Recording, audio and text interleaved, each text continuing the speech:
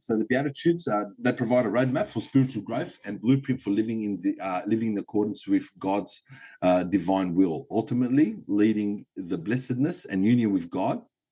They're seen as a guide to transformation and sanctification in the Christian journey. So pretty much these are steps that we take in life or to get us, if you ask the question, how do I want to live a spiritual life? These are sort of the Beatitudes are the teachings that we should be, as Christians, should follow. Now, I included there, can you see the icon that I included? I don't know if anyone remembers this icon, but I also I do. Yeah, I did the talk on St. John the Ladder. And some of the old fathers actually say the Beatitudes should be taken as the ladder of St. John that they talk about, as in each step as a progress to growth in spiritual life. So that's why I thought I'll include that little icon there. But I'll get straight into the before I get into the reading. So the Beatitudes also, they've been, one of the fathers said that we should look at these as a what the 10 commandments were for the Old Testament is what the Beatitudes are in the New Testament. So they're almost, I wouldn't say they're commandments, because they're not. The commandments are do this or don't do this and don't do that. Where the Beatitudes are more generally sense, where you can apply it to anything really in life as you're living your Christian life and going for that journey. So I just wanted to mention that. But first of all, so I've just changed the page. Can everyone see that, the reading now? Yeah. So this has got Luke chapter 6, 17 to 26. I've added verses 24, verse 25, and verse 26, because they're not part of the liturgical reading, but I think they are part of what the Beatitudes are. So I'll just read it all out. So, and he came down with them and stood on a level place with a crowd of his disciples and a great multitude of people from Judea and Jerusalem and from the seacoast of Tyre and Sidon, and came to hear him, and he healed of their diseases, as well as those who were tormented from unclean spirits, and they were healed. And the whole multitude sought to touch him, for power went out of him and healed them all. Then he lifted up his eyes towards his disciples and said, "Blessed are the poor, for yours is the kingdom of God. Blessed are you who hunger, for you shall be filled. Blessed are you who weep, for you shall laugh. Blessed are you when men hate you, and when they exclude you and revile you, and cast your name as evil for the Son of Man's sake. Rejoice in that day and leap for joy, for indeed your reward is great in heaven. For in like manner their fathers did to the prophets. But woe to you who are rich, for you have received your consolation. Woe to you who are full, for you shall hunger. Woe to you who laugh now, for you shall mourn and weep.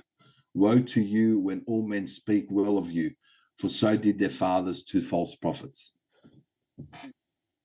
So on my next slide, that's the reading. So the woe section, that woe section is not part of the liturgical reading, but it is part of the teaching of the Beatitudes. Now, in my next slide, I've just added a couple key points here, and I've also done the Beatitudes in both Gospels, so I don't know if I mentioned it. Yeah, I did mention it earlier. So the Beatitudes are written in Luke, but only a very short amount. So I thought, look, especially because maybe Father Branco's not here because he likes to add in a few things and keep it going. I didn't want it to be extra short.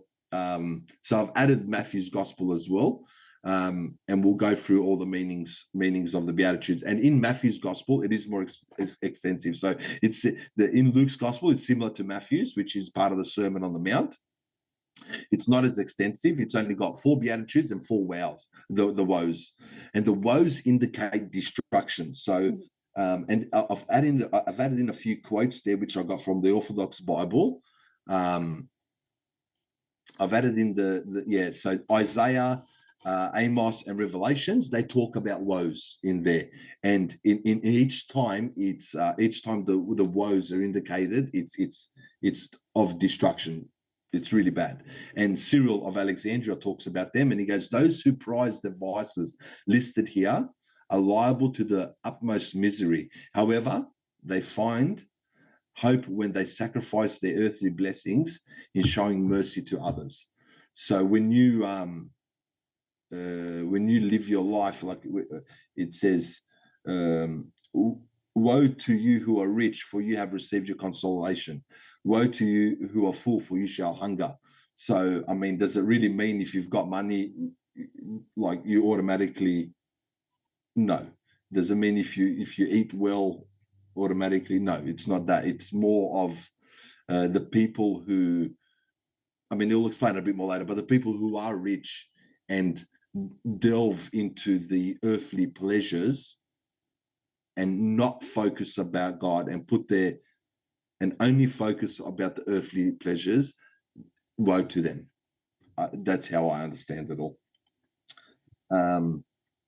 I'll get into Matthew's gospel, which I'll read the Beatitudes there, which will give us a lot more to go through. But a couple of things I want to go through. So Matthew's gospel, and this is why the Beatitudes are so important. So it's if everyone's heard of the Sermon on the Mount, it's probably one of the biggest teachings in the New Testament, and probably the biggest teachings in the history of the mankind. So, I mean, for Christians, of course, is number one, but laws are based on these teachings, morals, humanity, and the future of how the world's developed since Jesus have been based on the teachings from the Sermon of the Mount. So that goes for it starts at chapter 5 in the Gospel of Matthew, and the sermon goes for up to chapter 7. So a bit of background on that. That's Jesus getting to the top of the mount, or getting to the mount, and he preaches the sermon, and the start of his sermon is with the Beatitudes. So that's the first thing he mentions as he goes through this whole sermon. Okay. Which is the guide to life, seeking the kingdom of heaven. I mentioned how it's in the Old Testament as well. It focuses more on the inner disposition, so your inner character, on how you should be as a Christian. And it is the first teachings of the mouth. It's more extensive, so Matthew's got a lot more than what Luke mentions. And yeah, so we'll get into the reading of Matthew. So this is it here. I'll just read it out. And seeing the multitudes, he went up on the mountain, and when he was seated, his disciples came to him. Then he opened his mouth and taught them, saying, Blessed are the poor in spirit, for theirs is the kingdom of heaven. Blessed are those who mourn, for they shall be comforted. Blessed are the meek, for they shall inherit the earth. Blessed are those who hunger and thirst for righteousness, for they shall be filled. Blessed are the merciful, for they shall obtain mercy. Blessed are the pure in heart, for they shall see God. Blessed are the peacemakers, for they shall be called sons of God. Blessed are those who are persecuted for righteousness' sake, for theirs is the kingdom of heaven. Blessed are you when they revile and persecute you, and say all kinds of evil against you falsely for my sake. Rejoice and be exceedingly glad, for great is your reward in heaven, for so they persecuted the prophets who were before you. Now, a lot of you will probably remember this, and I know Greg probably knows them off the top of his head, because he chants every Sunday, and you, Josie, of course, every Sunday. So these are the key teachings of Christianity, and like I said, if someone was to ask, how should I live a Christian life, this is what we should be directing them to. I think the Beatitudes as a number one, but we need to understand them a bit more, because they can get a bit tricky on what does it, like the first one, for example, is blessed are the poor in spirit, for theirs is the kingdom of heaven. So what does it mean to be poor in spirit? Now, in my next slide, can you see that? This is my next slide. I don't know if you can see it or not. Yeah. So blessed are the poor in spirit, for theirs is the kingdom of heaven. So poor in spirit is a sign of humility. So we should want to be poor in spirit. It's to be humble and to understand. So the meaning here is to embrace humility and recognize your spiritual poverty before God. So understand how we were talking earlier with Gordana, so some of you might not have heard this, but we were both saying how the more we read the gospel, sometimes you realize, oh my God, I keep doing this so bad. I keep thinking this, this is, that is the poor in spirit side, where you recognize your spiritual poverty.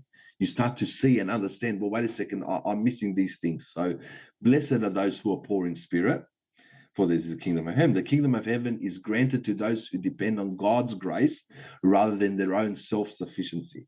So understanding that we need God in our life to be able to succeed in what we're doing. Success isn't based off that being rich or like the woes that we read earlier. It's not based off how rich you are, or how come I can't find it? How full you are, or how much you laugh, and all that sort of stuff. So the second one is, blessed are those who mourn, for they shall be comforted. So mourning is when you say blessed are those who mourn, mourning isn't just for because you're sad because someone passed away. Of course, we mourn through that stage, but mourning is for your own sins, knowing that, oh, look, I do sin, and sometimes we keep falling into the same sin, but understanding that and truly mourning within our heart, not just verbally saying, yeah, I sin, oh, well, I'll just fix myself tomorrow. That's one way of approaching, but truly understanding that I need to be better. I need to make myself better and striving to be better. So the meaning that I got from the interpretation was grieve for your sin and the brokenness of the world. So obviously not just for your sin and the brokenness of the world. In this morning, you open yourself to God's comfort and healing. So the next one, which is the third beatitude, is blessed are the meek, for they shall inherit the earth. So meek, obviously, we all know what meek means, is to be gentle, so cultivate gentleness and humility rather than asserting power and dominance. In doing so, you align with God's divine plan and become an heir to his blessing. But meek also meek isn't to be a pushover, because that's how some people take, and that's how I took it. Like, okay, be meek, but I don't want to be a pushover. So if I stand up for myself, am I being wrong? And I think the meaning of the word meek these days, that's what it sort of means.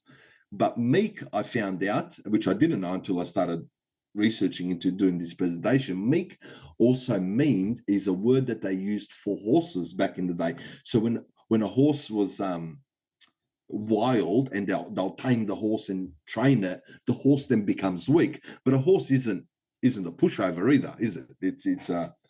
But it's a meek horse, which means it's no longer wild. And I think that's how we should think about that for ourselves when we think about meek. So cultivate gentleness and humility rather than asserting our power. So having that power and having that dominance, but we don't have to assert it. So yeah, that's that one. So the fourth one is blessed are those who hunger and thirst for righteousness, for they shall be satisfied. So develop a deep longing for righteousness and justice. Those who passionately seek God's righteousness will find fulfillment and satisfaction in their spiritual journey. So that's pretty straightforward. If you hunger and thirst for righteousness, I think in a way we probably all do. That's why we come to our Bible studies class. Blessed are the merciful, for they shall obtain mercy. So show compassion and forgiveness to others as God has shown you. In doing so, you receive God's mercy in return. Blessed are the pure in heart, for they shall see God. So seek inner purity and holiness. Be pure. A pure heart allows one to have a direct and unobstructed communion with God. So pure in heart is always saying the right thing. This is how I interpret it. Always saying the right thing, always making sure you do the right thing, even when the people around you might not agree with you, still standing up and saying what you think is right, obviously, which should align with our teachings. Blessed are the peacemakers, for they shall be called sons of God. So strive to bring reconciliation and peace in the world. marked by conflict. Those who work towards peace reflect the character of God, who is the ultimate source of peace. So Jesus came and brought reconciliation, brought us all together and understanding, and he is the Son of God. So we can be called sons of God by striving to bring peace to the world and doing the right thing. So blessed are those who are persecuted for righteousness' sake, for theirs is the kingdom of heaven.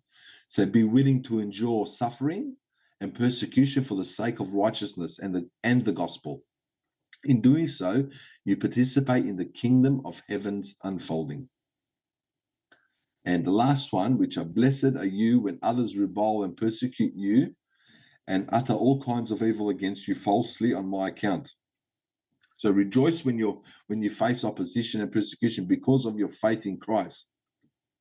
Such challenges are seen as confirmation of one's committed to the gospel. And Jesus warns us about this as well, not just here. He mentions it a few times that we should be carrying our cross, and you'll be persecuted for my sake. And there's another quote in one of the Gospels is before they hated you, they hated me, and stuff like that. So yeah, but that's pretty much my talk, guys. It was a lot quicker than what I thought. I thought I was doing the extended version as well. But my main thing was to go through the does anyone have any questions? Well, not questions, but when you read it, especially when I read some of them, the meekness and whatever, and I think straight away, oh no, I haven't got any of this. Yeah. Well, that's how we said earlier about the first one on the list is blessed are the poor in spirit, for theirs is the kingdom in heaven. And if we relate that to the divine ladder as maybe the first step in our spiritual life, that's exactly that. Because the meekness is one for me, and being merciful, for they shall obtain mercy. I mean, it's easy to say we're merciful, but how merciful are we? Like, sometimes I can crack the shits over something so small, like it's realistically. So how merciful can we get? But it's working towards that. But these are the meanings behind what them teachings are. And they're very important teachings. Like I said, it's the first thing Jesus mentions on the Sermon on the Mount. So it's definitely very, very important. But yeah, I don't know if someone else wants to add something. I'll stop sharing the screen there. I thought I pressed something and it went away. I stopped sharing the screen, but I shared it with Gordian. I can attach, if people want the information to look at later. I don't know if I can attach it. No, I can't attach it to Zoom.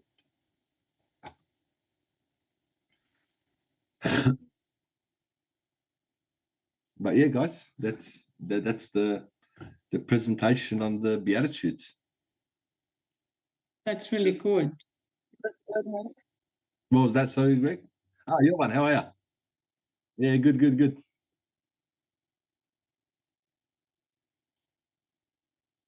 Thank you.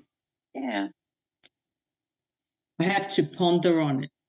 Yes, you know what? It really is like that. This is probably I was quick to put my hand up when Father Branco said, "Oh, the Beatitudes." I was like, Beatitudes. I'll put my hand up for that. And the more I kept I changed the slide so many times. I was like, do I talk about this? Do I talk about that? And I thought, you know what? Keep it simple. I don't even know what I'm going to talk about, but I'll just put the explanations that I found on there. And I think that's the best thing. You really, it's hard to understand sometimes, you really get the deep meaning behind it. And there's like a lot, like you can go so much into depth. And what I put in was like a fingernail worth of information compared to what's out there. Obviously, this is just for the short presentation, but I just want to make it as simple as possible. But if you haven't read it, I definitely recommend jumping into Matthew's Gospel. That's where it goes in full deep, and you can read the whole Sermon on the Mount. Like I said, it goes for 3 chapters. It's a massive part. It's the part where if you use the red letter Bible, it's read for a few pages because it's all Jesus talking and teaching. And like I said,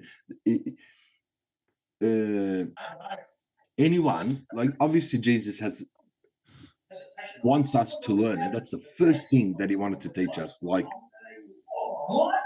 so I find that like a big thing. So yeah, I think Yeah. Well, I'm certainly going to read it after. Yeah, if you're going to read it, Matthew's Gospel's the way to go, I think, because it's got a lot more in there and it goes through the whole sermon. But where Luke's one is, obviously, I'm covering Luke's one because that's the reading for this Sunday. But that's why I also included Matthew's, because it's more in depth.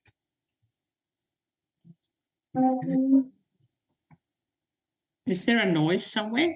I don't know. I can hear someone going on. I just wanted to ask Nick. I was listening to a series before with Jordan Peterson, and that it was a biblical series, and they were talking about definitions like you were of meekness and that.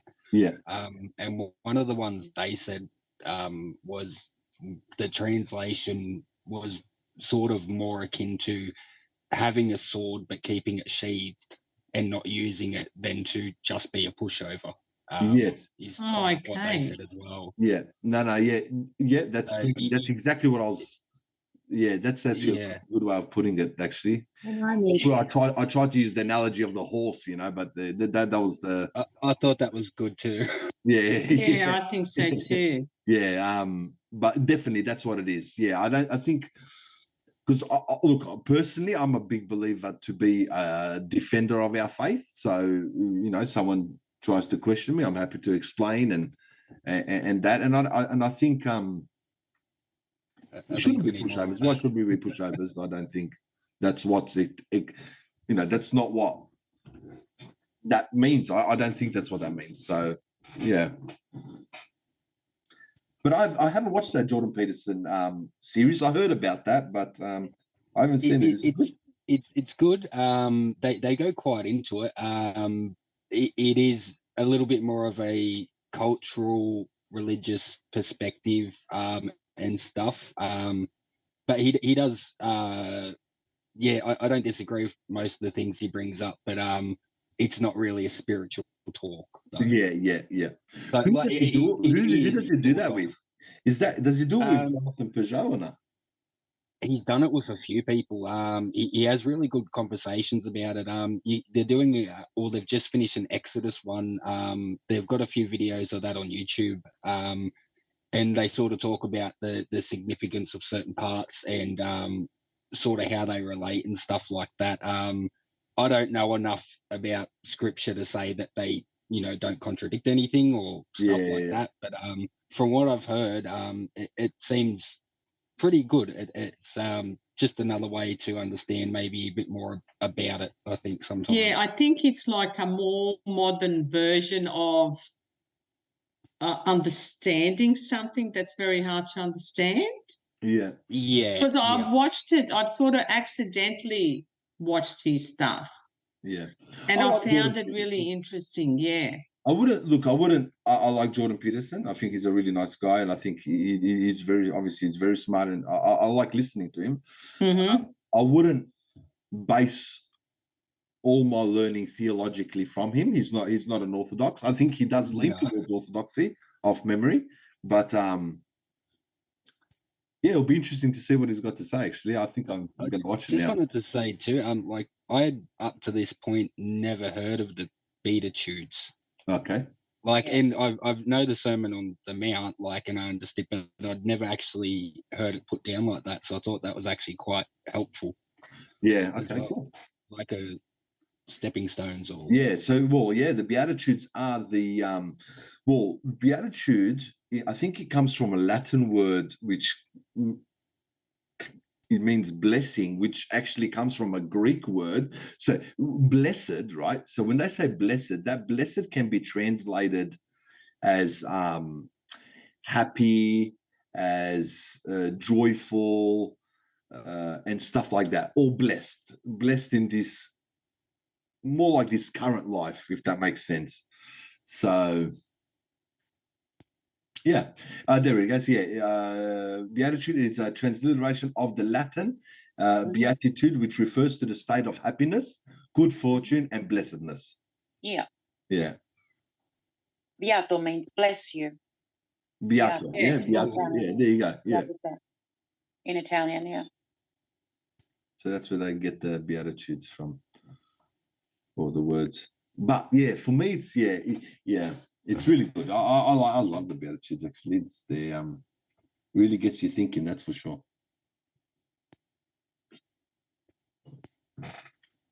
What does alms mean? ALMS. So, How to give like, alms. Giving alms. like alms giving. It's like I'll Google it. Something, and especially money given to help poor. So that's what it is. It's when you give stuff. Charity. Okay. Yeah, like charity. Yeah. Well, a synonym is donation charity. Yeah. Where does it say alms? Is it in one of the things? It's Matthew 6. How to give alms. Oh, where did I put all that? Matthew 6. Yeah.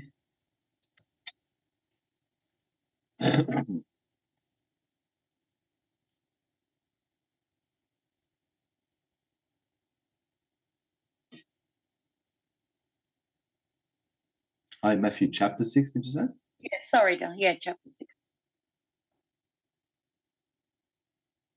And I think that's where it refers, when we talk about Luke and it goes through the woes.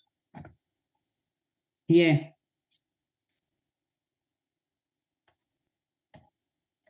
And the first one is blessed, but woe to you who are rich, for you have received your consolation. I think it was Philip goes through that, and he goes, it's not about being rich, it's about using the wealthy. You're lucky, you're blessed that you're wealthy, but do you use that money right? Do you give to the poor? Do you support and help the sick and all that sort of stuff? So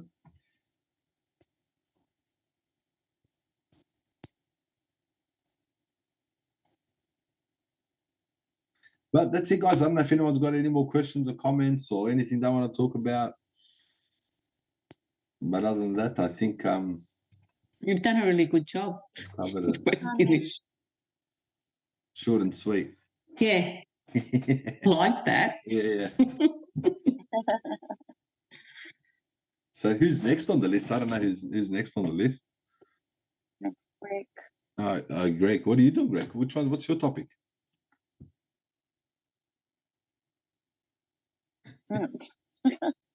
Yes, I'll find it somewhere. Not the only one. I think I'm this month. Yeah, got it. No, it's Greg, then it's Dana, then it's Josie and Drags, and then it's Goran after that. Oh, so I've got a while to go. That's you're on good. the 1st of November. 1 November, and I'm doing Lazarus. Yeah, okay, nice. That's not a big, but I know a little bit about Lazarus. Yeah, good. There's a lot on him. It's easy. Yeah. It's not easy because once you start, you can't stop. Yeah. Yeah, there's so much. I've pulled I got commentary from this one, commentary on this one. I got this Bible out, that Bible out. I'm reading. The more I read, the more there is. I gotta stop reading. It's like that, isn't it? Once you start, it's like that. You go down what is it, like a rabbit hole? There's so much information out there, and that's why I said, like, I didn't even know what to do. That's why I just put a brief explanation under each one, so we know what we're talking about. But look, I don't know if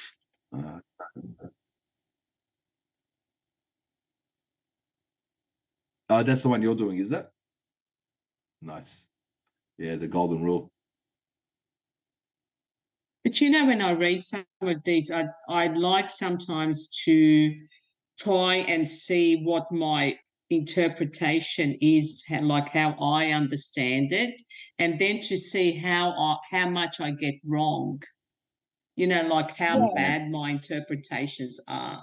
I do that. I'll read it and then I'll dwell on it for maybe 20 minutes, half an hour, and just think about it. And then I'll be like, all right, this is what I think it is. And then I try and see where, yeah. How, like, if you got any one little bit right, Yeah.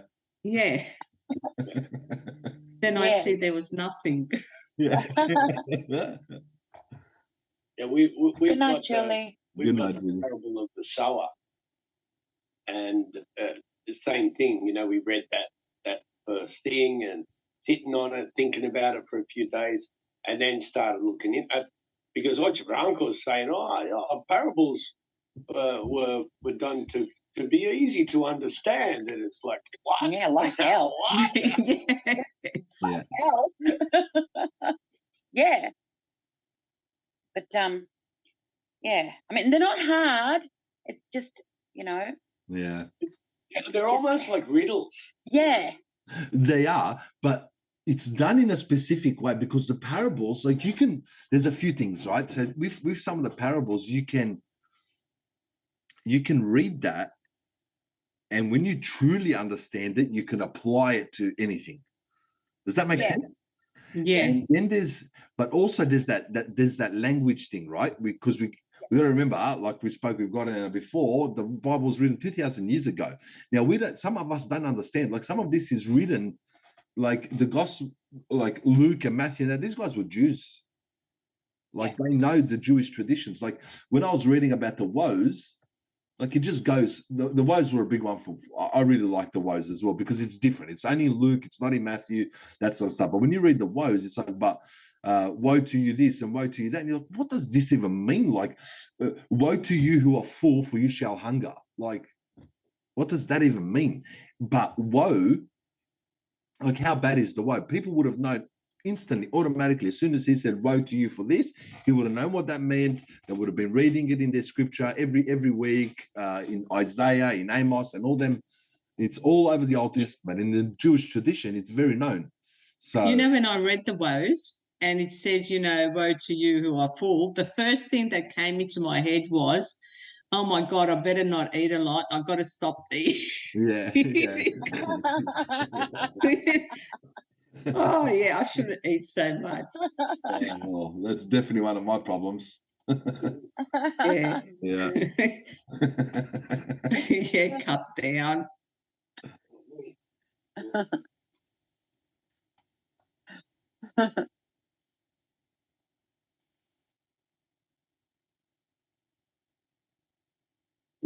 Oh,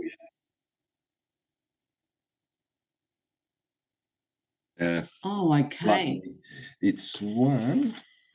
I'll find this thing.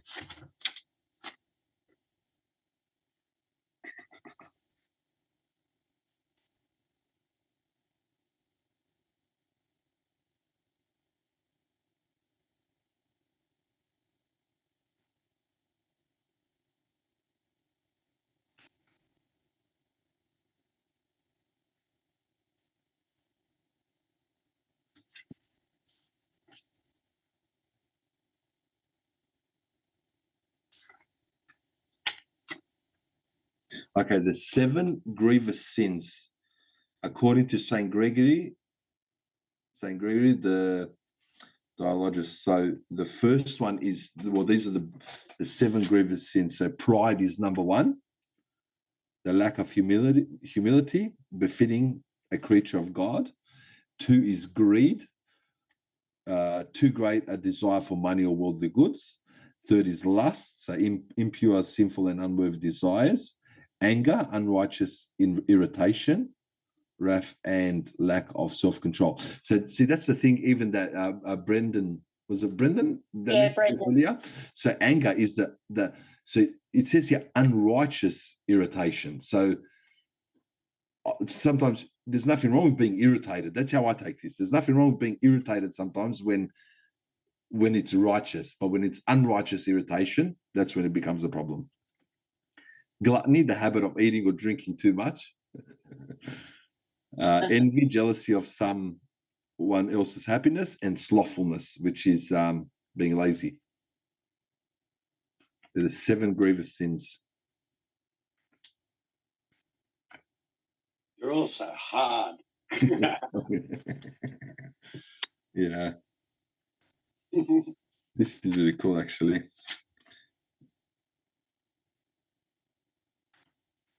And that's it, guys, huh? I don't know if anyone wants to add anything else. Otherwise, we should wrap it up, eh? Yeah, cool. Yeah, yeah. Yeah. All good. When Father Branco's not around, it's a quick one, huh? Yeah, go home early. Yeah. That's funny. Thank you. Yeah. Thank you. You did a really good No job. worries. Thanks, Thanks, Nick. Thank you very much. See you all next Thank you, week. Nick. Yeah, see you all next week. Bye. Bye, everybody. Bye. Bye. Bye, Good Julia. night. Bye, Julia. Bye, Guyana. Bye. Bye, Brendan. Yes. Bye, Nick. See ya. Bye, Bye. Bob.